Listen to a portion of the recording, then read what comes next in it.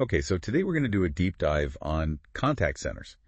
And we're going to be looking at this research paper about a new staffing model called Erlang O. Sounds pretty intense. It is pretty fascinating stuff. We're talking service levels, keeping costs down, Yeah. and making sure the agents aren't totally burning out. Yeah, it's a tough balancing act for sure. And these aren't the call centers of the past. Today, it's all about juggling all these different channels, each with their own needs and challenges. Right, like expecting everyone to just wait on hold forever. That doesn't really fly anymore. No, it doesn't. And that's where some of those older models, like Erlang C and Erlang A, are starting to show their age. Yeah, can you refresh us on those a bit? Sure. So Erlang C, it kind of assumes you have this never-ending queue, which we know just isn't realistic. Nope, people hang up. Exactly. And Erlang A, well, it does take into account that people abandon calls. It still doesn't quite grasp the, I guess you could say the controlled chaos of a modern contact center. Yeah, and the paper really highlights that with something they call the power of one. They even have this chart showing how much of an impact just one missing agent can have. Oh, yeah, that power of one visualization is really powerful. You can see how quickly things can go south.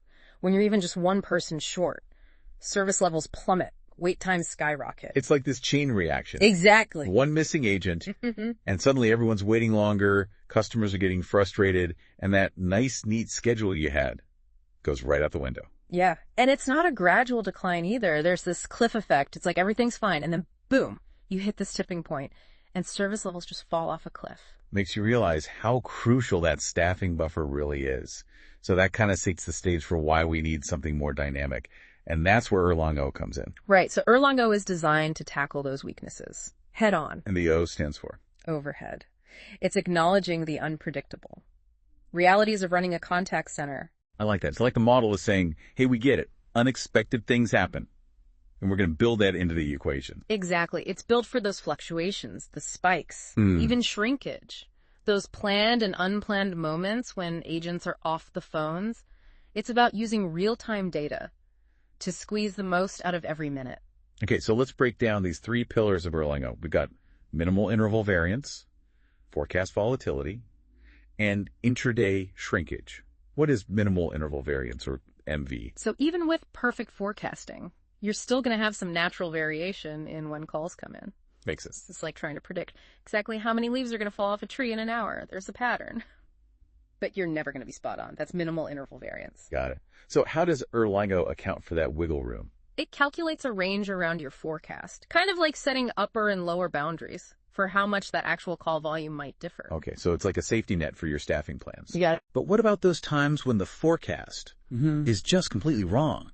Like a major product recall, or a storm knocks out power for half the city. Right, those curveballs. That's where forecast volatility comes in. Right. Or VX. These are the events that traditional forecasting just can't predict. The black swan events. Exactly.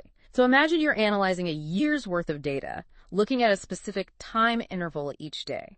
You might find that 80% of the time, the call volume falls within a predictable range. That's your MV in action. But the other 20% of the time, that's when those spikes hit. And on average, they're 15% higher than your usual forecast. So these are the outliers, the events that force you to reevaluate your assumptions. Right. Okay, so we've got our safety net with MV, and we're padding for those surprise spikes with VX. But what about all the times when agents are off the phones, doing other things? Doesn't that mess things up? It absolutely does. And that's where intraday shrinkage, or IS, comes in. So instead of trying to micromanage every minute of an agent's day, Erlang O says, hey, let's just build shrinkage right into the model. So it's about being flexible. Yeah. Responsive to what's actually happening. Exactly. It recognizes those inevitable ebbs and flows throughout the day and uses those natural lulls to handle off-phone activities more dynamically. Okay, but before we dive into the specifics of IS, I have a question. If we're building in all this extra capacity for variance and volatility, aren't we essentially overstaffing? That's a great question. And it brings us to a crucial concept, the fallacy of variance equilibrium. Okay, I'm intrigued. You might think that overstaffing some of the time will balance out being understaffed at other times. Yeah, like it all evens out in the end. Right, but that's just not how it works. Why not? Because when you're understaffed, even by a little bit, the impact on service levels is huge. Customers wait longer, they abandon calls, their satisfaction plummets.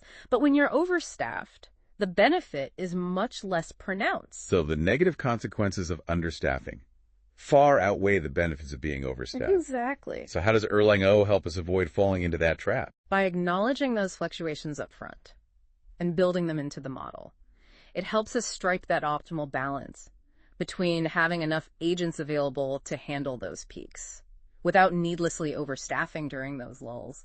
Okay, I'm starting to see the bigger picture here. But could we walk through a real-world example of how Erlang O would actually calculate staffing needs for a specific interval? Absolutely. Yeah. Let's say you're expecting 150 calls. Each call takes about 460 seconds to handle, and your goal is to answer at least 80% of those calls within 30 seconds. Now, if you were using the traditional Erlang C formula, you might think you need 44 agents. Okay. But Erlang O says, hold on, let's not get ahead of ourselves. Right, because that's assuming a perfectly predictable world. Exactly. So first we need to factor in that minimal interval variance. Remember our safety net. We need to calculate that range around our forecast of 150 calls. So we're saying we think we'll get 150 calls, but it could be a bit more or a bit less. Right. And to be safe, we want to staff for that higher end of the range. Okay, so we've accounted for that natural ebb and flow. What's next? Now we need to tackle those other inevitable realities of contact center life. All those times when agents aren't actually available to answer calls. Remember those 3 components of intraday shrinkage we talked about? I do. Well, it's time to break them down and see how they fit into the Erlang O equation. All right, let's do it. Okay, so let's break down those 3 components of intraday shrinkage. We've got discounted productive shrinkage, other shrinkage, and alternative channel work, starting with discounted productive shrinkage. Or DPS. What's discount about? So it's all about recognizing that those MV and VX calculations we did, they've already built some breathing room into our staffing plan. We're acknowledging that we'll have periods of lower demand, and we can use that time strategically. So instead of assuming we can deliver 100% of planned activities, like training or coaching, we're applying a discount. Because we know there will be some downtime. Exactly. The discount will vary, depending on things like how accurate our forecasts are, how well staffed we are overall, and how sophisticated our intraday automation tools are. But the key is, we're building flexibility into the model from the start. Got it. Flexibility seems to be a major theme with Erlang O. So what are the other 2 components? Other shrinkage and alternative channel work. So other shrinkage, that covers those unexpected hiccups that always seem to pop up. Things like last-minute absences or, let's just call it unaccounted for time. Right, because life happens. And the alternative channel piece, is that about all those non-phone interactions, emails, chats, social media, all that? Yeah, exactly. Instead of having a fixed number of agents dedicated to those channels, Erlang O lets us be more dynamic. So we can shift agents between channels as needed. Right. If the phones are ringing off the hook, you might have fewer people handling emails for a while. If things calm down, you can boost those other channels. It's all about adapting to the flow. So it's like we're creating this adaptable system that can handle the ever-changing demands of a modern contact center. But can you walk me through an example of how all these pieces fit together to calculate staffing needs for a specific interval? Sure. Remember that scenario we started earlier? We're expecting 150 calls, each lasting about 460 seconds. And we want to answer 80% of those calls within 30 seconds. We figured our initial staffing need would be around 44 agents. Right, but that was before we factored in all the Erlang O stuff. Exactly. So let's build in that minimal interval variance first. We got to calculate that range around our forecast, acknowledging that we might actually get a few more or a few fewer calls than expected. Adding in that safety net. You got it. Let's say those calculations tell us we should prepare for up to 160 calls. That bumps our staffing need up to 47 agents. Okay, so we've accounted for the ebb and flow of calls. What's next? Now let's factor in that shrinkage. Let's say we've planned for 8% productive shrinkage, things like training, coaching, and breaks, but we're going to discount that by 50% to account for those periods when the call volume is lower. So we're realistically planning for about 4% productive shrinkage. What about the other types? Let's add another 7% for other shrinkage and 5% for alternative channel work. That gives us a total intraday shrinkage of 16%. Okay, so how do we work that 16% shrinkage into our staffing calculation? We divide our adjusted Erlang C number, which is 47, by 1 minus the total intraday shrinkage. So 47 divided by 0.84, which gives us a final staffing number of 56 agents. Wow, that's quite a jump from our initial 44 agents. It is, but remember, this is about being realistic and creating a staffing plan that can handle those inevitable fluctuations. We're building in the flexibility we need to deliver great service without burning out our agents. This is making a lot of sense. But how does Erlang O work with the technology that's available to contact centers? It feels like there's a piece missing here. That's where the magic of real-time automation comes in. By using real-time data and smart tools, we can actually manage those shrinkage activities dynamically throughout the day. So instead of sticking to a rigid schedule, we're constantly adapting and optimizing based on real-time conditions. Exactly. When things are busy and we're nearing that service level threshold, automation can hold back on delivering those shrinkage activities, making sure we have enough agents available to answer the phones. But when things are calmer, it can proactively offer training opportunities, schedule coaching sessions, or even shift agents to those alternative channels. It's like having a super smart assistant, managing your workforce in real time. This Erlang O model is starting to sound pretty revolutionary. But where do we go from here? What does the future hold for Erlang O? That's where it gets really exciting. Just imagine pairing Erlang O with cutting-edge technology like machine learning and deep learning. Those sound pretty futuristic. Break those down for me. So picture this, an Erlang O model that's constantly learning and evolving. That's where machine learning comes in. It analyzes data in real time, from call volumes and handling times to agent performance, and even customer sentiment, and then uses that data to fine-tune its calculations. So Erlang O gets smarter and more accurate the more it's used. It does. It starts to recognize subtle patterns that traditional forecasting methods might miss. It can even adapt to seasonal trends or unexpected events more quickly. That's incredibly powerful. So machine learning helps Erlang O get sharper in real time. What about using technology to improve our forecasting even further? That's where deep learning steps in. It's like machine learning on steroids. It can find hidden patterns in those massive data sets, going way beyond simple historical call volumes. So instead of just looking at past call patterns, deep learning could analyze things like weather patterns, social media trends, even economic indicators. Exactly. It could uncover correlations that we might never even think to look for. Imagine being able to predict those spikes in call volume before they even happen, because deep learning spotted a connection between, say, a trending topic on Twitter and an influx of customer inquiries. It's almost like having a crystal ball for customer behavior. Okay, so we've got machine learning making Erlang O more responsive, and deep learning helping us predict the future. What other technological advancements could play a role here? The paper also talks about the potential of integrating Erlang O with AI-driven technologies like natural language processing and sentiment analysis. Now, those sound truly futuristic. What do they even mean? So natural language processing, or NLP, is about teaching computers to understand human language. Imagine a system that could listen in on customer calls or analyze emails and chats to identify the underlying meaning and intent. It's not just about the number of calls coming in, but what those calls are actually about. So NLP could help us spot emerging trends or anticipate customer needs and maybe even predict which calls are going to be more complex and need a specialized agent. Exactly. And that brings us to sentiment analysis, which is all about understanding the emotions behind those words. Are customers happy, frustrated, confused? Okay, now that's getting really advanced. How could we even use that information in the staffing model?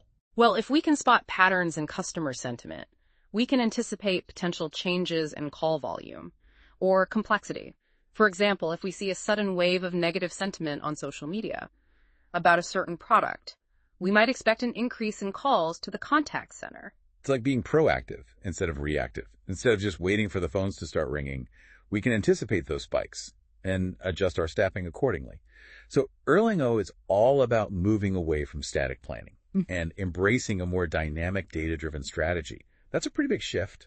It is, and it has implications for employee engagement and empowerment, too. Traditional models often treat agents like cogs in a machine. Their schedules are dictated by forecasts and algorithms, and they have very little autonomy. It's all about maximizing efficiency, sometimes at the expense of the human element. Exactly. But with Erlang O and real-time automation, we can create a more human-centric approach. Agents can have more input into their schedules, they can take advantage of training and development opportunities as they arise, and they can feel more empowered to make decisions based on real-time conditions. So it's not just about optimizing the system, it's about optimizing the experience for everyone involved. Precisely. And that, I believe, is one of the most exciting things about Erlang O. It has the potential to create a more balanced and sustainable approach that benefits both the organization and its employees.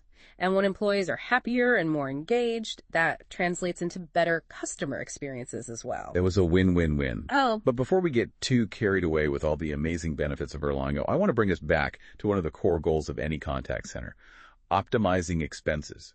We've talked about how Erlang O can help us achieve service level goals and improve employee engagement.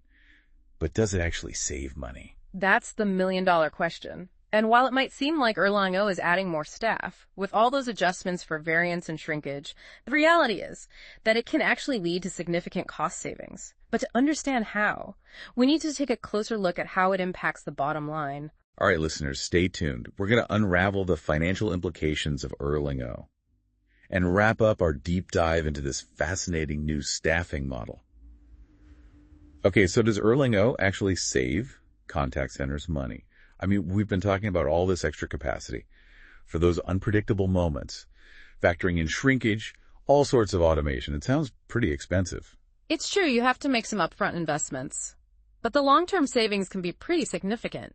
It all comes down to avoiding what we call overstaffing by understaffing. Overstaffing by understaffing, I'm not sure I follow. So think about those peaks and valleys in call volume. When you staff based on a rigid forecast, and you don't account for those natural fluctuations, you're almost guaranteed to be short-staffed during those busy periods. Right, and then service levels plummet. Exactly. And to compensate, a lot of contact centers end up adding extra staff across the board, just to play it safe. So even during those slower times, you have more agents than you really need. Right. You're paying people to just sit around and wait. That doesn't sound very efficient.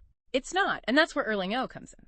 By building in that extra capacity for variance and volatility, you're actually reducing the need for that across the board over staffing. So you're staffing more strategically. Exactly. You're putting agents where they're needed most, when they're needed most. Okay, so instead of having agents twiddling their thumbs, during those lulls, Erlang O lets us use that time more productively.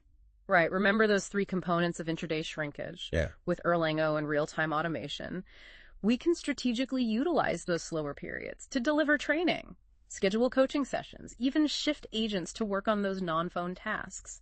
So we're turning potential downtime into valuable opportunities for development, improvement, and multi-channel support. Exactly. And by maximizing the productive use of agents' time, we're not only improving efficiency, we're also reducing the need to hire additional staff. Fewer agents means lower costs. Right, lower salary costs. Yeah. Fewer benefits to pay out. Less spent on recruiting and onboarding new employees. No, those are some real cost savings. And it goes beyond just the financial aspect. By creating a more flexible and engaging work environment, you can boost agent satisfaction and improve retention rates. Happier agents, happier customers. Exactly. Which also saves money because you're not constantly having to recruit and train new people. It's a win-win all around. So it's not just about cutting costs, it's about creating a better experience for everyone involved. I think that's what makes Erlang O so exciting. It's a more holistic approach to workforce management that acknowledges the interconnectedness of service levels, employee engagement, and financial performance. Well, I think that about wraps up our deep dive into Erlang O. We've covered a lot of ground today, from the limitations of traditional models to the key components of this new approach. It's a pretty fascinating model with a lot of potential. And we even debunked a few myths along the way. Hopefully this has given you a better understanding of Erlang O and its potential to really transform the way contact centers manage their workforce. Until next time, happy optimizing.